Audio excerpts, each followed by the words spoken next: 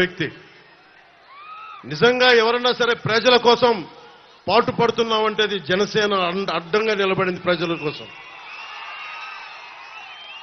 మీకు చెప్తున్నానమ్మా, 30,000 మంది ఆడబిడ్డలు ఆంధ్రప్రదేశ్ రాష్ట్రం నుంచి అదృశ్యం అయితే అక్కమ్మ చెల్లెమ్మ అని చెప్పి కథలు చెప్పే జగన్ ఒక్క ప్రెస్ మీట్ కూడా పెట్టలేదు ఈ రోజు దాకా. ఏదన్నా అడిగితే నన్ను బూతులు తిట్టించడం తప్ప. ముఖ్యంగా ఇందాక చెప్తా ఉన్నట్టుగా రాగానే మీకు తెలుసు ఇసుక ఎలా దోపిడీ చేశారో. మన కొల్లిపర్ల మండలం కొత్త బొమ్మవాని పాలెంలో అర్ధరాత్రి రైతుల పొలాల నుంచి ఇసుకను దోపిడీ చేసిన ప్రభుత్వం ఇది. అలాంటి రైతాంగాన్ని దోపిడీ చేసిన వ్యక్తి క్లాస్ వార్ గురించి మాట్లాడతాడు. అలాగే లిక్కరు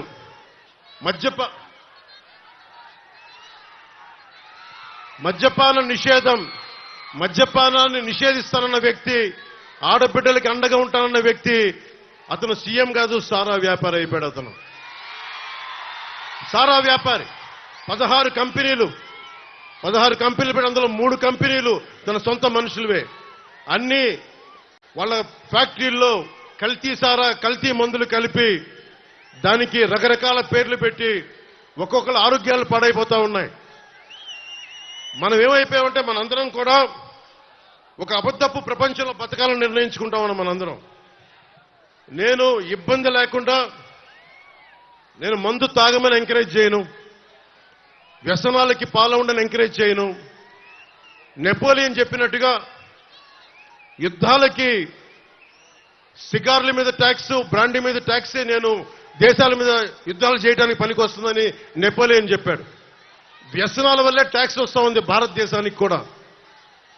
ఈ విధానంలో మనం కోరుకుంటుంది. మన ఎవరో పెద్దలు మాట్లాడుతూ ఉన్నారు, నేను కల్తీ మందు కాదు, కనీసం ఆరోగ్యం పాడవని మందన్నా కనీసం 10 సంవత్సరాల్లో పాడవలసింది, వీళ్ళ వల్ల సంవత్సరంలోనే పాడైపోతా ఉంది. అలాంటి కల్తీ మందు ఇస్తూ ఉంటే అలాంటి మందు ఇవ్వకనని చెప్పిన దానికి నేను మందుని ఎంకరేజ్ చేస్తానని మాట్లాడుతున్న వైసీపీ నాయకులు.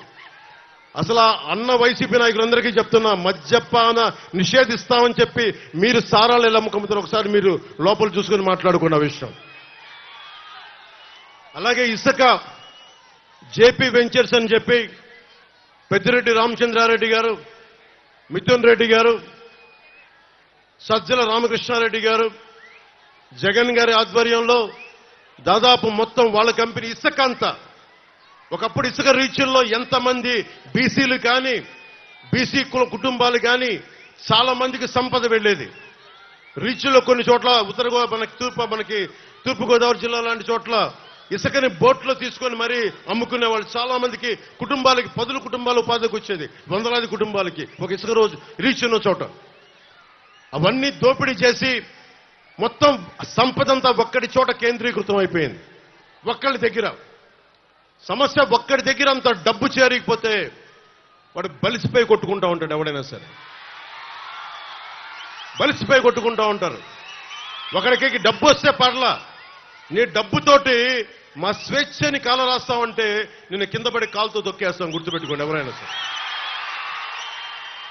కాంట్రిబ్యూటరీ పెన్షన్ స్కీమ్ అని చెప్పి నేను ఒక ఉమ్మడి ఆంధ్రప్రదేశ్ రాష్ట్ర మాజీ ప్రభుత్వ ఉద్యోగి కొడుకుగా చెప్తా ఉన్నాను. మనకి పెన్షన్ అనేది చాలా కీలకమైంది.